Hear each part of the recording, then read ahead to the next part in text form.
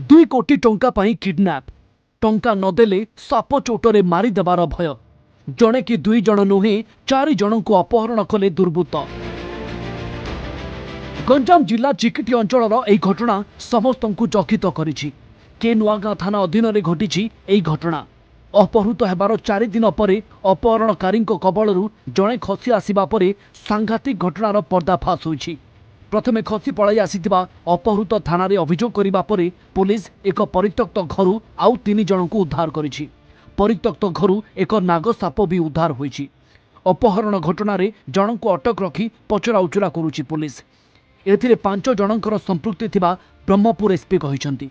मामला रुजु करी तदंत आरंभ करिछि पुलिस। विक्टिम्स माने फाइनेंस कंपनी रिप्रेजेंटेटिव बोली निजे को क्लेम करुछंती सेटा केते दूर सत आमे वेरीफाई एबे करिबो को पड़िबो। और जे अक्यूज्ड माने को धरिला परे एबे जनक आमे अटक रखाइछि ताकू आमे डिटेन करिक पछरा पछरे आमे करूछु। अन्य लोक को मुख्य अभियोग को डिटेन कला परे यार एक्जेक्टली को कारण पे एटा हेतला बोली आमे जानि पारिबो। 5टा अक्यूज्ड को ऑलरेडी चिनोट करि सालुनी। पुलिस टीम 3टा टीम फॉर्म कराइछि से माने अक्यूज्ड माने को डिटेन करिबार।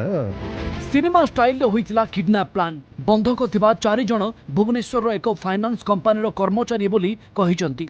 संपृक्त संस्था बड़ बड़ प्रकल्प पई मोटा अंक ऋण देइथाय।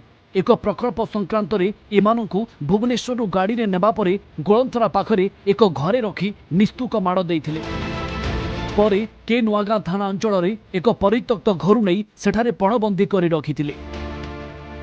पुलिस घटनास्थल में पहुंचवा बेलकु सेठारे गंजेई गछ कटा जाइथिबा देखा जाइछि। पणबंदी मध्य जड़े दिल्लीर युवक थिबा बेले 2 जन कटकर और जड़े भुवनेश्वर बोली जना पड़िछि। पूरा घटना पछर सत कौन एबे तदंत चलाइछि पुलिस। जहाँ डॉक्यूमेंट कथा कहले से कहते ना डॉक्यूमेंट फॉर्मेट किछु ना आगा सीधा कोटी टका दियो ना हले पूरा बुंडू टाइ कर से तार साथ जे आरो मोर जोन पिला जाइतिला ताको मारो पिटो करला हमको भी समस्त को मारो पिटो करेछि। हमर सागरे गोटे पिला अछि से जाइतिला थरे खसे गेला बहुत माने 3 रात टॉर्चर खाइछि से और सही पारलानी गोला हम जान दे दिबा कने मरिबा के बचिबा से दौड़ी के पलेला तहसील ऑफिस रे गोला परे तार परे से पुलिस आवा पर साप जरिया अपहरण घटना अनेक प्रश्नवाची सृष्टि करिछि। केउ कारणरू 4 युवकों को किडनैप करथिले अपहरणकारी।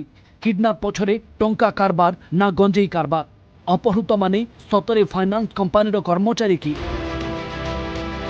अपहरणकारी भुवनेश्वर डाकिबा परे एमाने 4 जन काहे की जाइथिले। अपहृतों मध्यरू केही अपहरणकारी परिचित थिला कि एभली नाना दिगरू तदंत चलाइछि पुलिस। ब्रह्मपुर रवींद्र डाकुआ और प्रकाश पट्टनायक रिपोर्ट कलिंग टीवी।